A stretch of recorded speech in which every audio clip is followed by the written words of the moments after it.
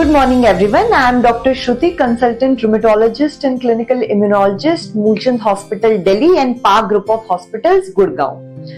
आज हम बात करेंगे interstitial lung disease की. Interstitial lung disease, whenever the term lung comes, most of the people think that it is only the domain of pulmonologist. But इसका कुछ part हम rheumatologists भी देखते हैं. So I will discuss about that. So the interstitial lung disease is many times associated with an underlying connective tissue disorder. So सबसे पहले हम इसकी स्टेजिंग करते हैं. जब भी कोई पेशेंट इससे डायग्नोज होता है तो हम दो चीजें इसमें देखते हैं. First thing is HRCT chest, which needs to be done to see how much area of lung is involved. The other thing is pulmonary function test. The pulmonary function test determine that what is your lung capacity, at what point are we standing at present, because the treatment will be initiated according to that. So we generally deal with the interstitial lung diseases which are associated with underlying connective tissue disorders. जैसे आपको rheumatoid arthritis है and then you have a secondary ILD, या फिर आपको SLE है उसके साथ है, या mostly systemic sclerosis which has ILD. So we deal with all these conditions. Once we assess that what is your underlying condition and what is the stage of your lung involvement, we have to treat it aggressively. इसके अंदर काफी जगह, काफी cases के अंदर corticosteroids का use किया जाता है. The steroids have the ability to suppress the inflammatory process. जल्दी से जल्दी उसको टेपर करके minimum possible dose में लाया जाता है. We do not want to give patients steroids for long. In that cases, we use steroid-sparing agents, which is also known as immunosuppressive therapy. What are the agents approved for that?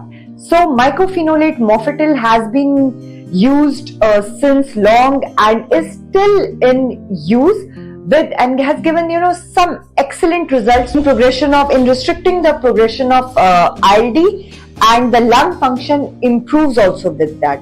Sometimes when the patient is intolerant about it, then we use azathioprine. The other agent which is now approved is injection tocilizumab, which is given in an injectable form, especially with systemic sclerosis associated ILD, and we have seen many trials, they have proved that it works really well.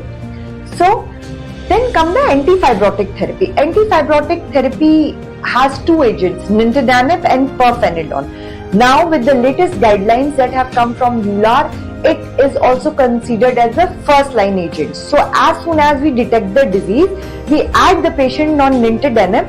Pirfenidone is also used, but the FDA approval is still pending for that in CTD associated ILD. So जब हम nintedanib और ये add करते हैं, वो along with mycophenolate restricts the disease process और आपके lungs को वो आगे डैमेज होने से बचाता है, ताकि वो ज्यादा खराब ना हो जाए, सांस लेने में डिफिकल्टी ना हो और आगे लंग ट्रांसप्लांट या ऑक्सीजन थेरेपी की रिक्वायरमेंट ना हो. Along with that, you have to do a pulmonary rehabilitation in which chest physiotherapy and yoga exercises and everything you have to do. So, I will tell one thing that ILD, which is associated with any underlying rheumatological disorder, has a very good prognosis, and if you actually control the disease, the ILD is also controlled. So do not think that okay, once I am diagnosed with ILD, so that's the end over there. No, we have many treatment options, and with all these options we have an excellent prognosis nowadays. So please, whenever you are diagnosed with such a disorder, or you know somebody in your vicinity, in your neighborhood who has been diagnosed with this kind of disorder, please tell them to visit a rheumatologist at earliest. Thank you.